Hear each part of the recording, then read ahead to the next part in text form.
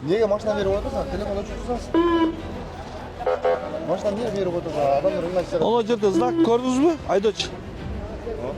А ошо знак көріп тұрып қойдыңыз ба? 2 минут беле ғой. Жоқ, сіз аерде 2 минут деген жері жоқ та. Остановка запрещен деп тұрады. Тұра? Тұраңыз. Тұран.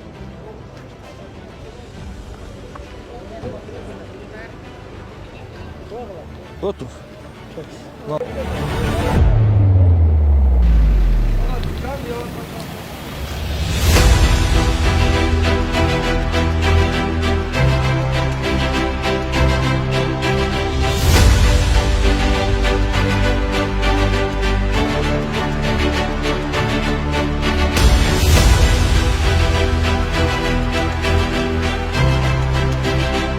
Муниципалдык парковка болуп эсептелет. Мына Нагим Айтматов көчөсү.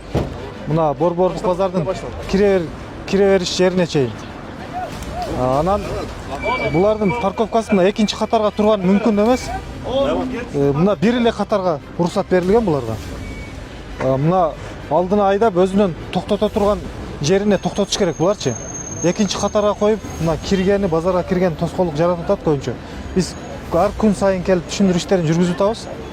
Ошого карабастан анча-мынча баягы эл экен келип бирин айтсаң укпаганы келип экинчи катарга коюп атат. Бирок түшүндүрүү иштери жүргүзүлүп күн сайын иш алып барылууда. Иш чаранын максаты бул мына негизинен мына аялдамаларга тоскоолдук жараткан автоунааларды койдуруу максатында мына автоунаа токтотуш жайларды иретке келтирүү. Тыгынды азайтуу максатында да.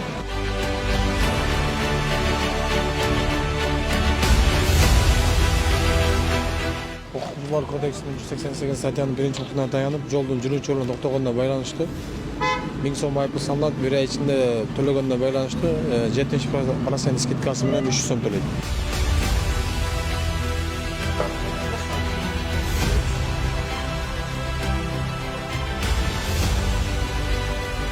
Айдоочуларга, Манас шаарынын айдоочуларына аялдамага токтотпостон, мындай знактын түгүнө токтотпостон ушундай өздөрүнүн эрежелерин сактаса жакшы болмок да.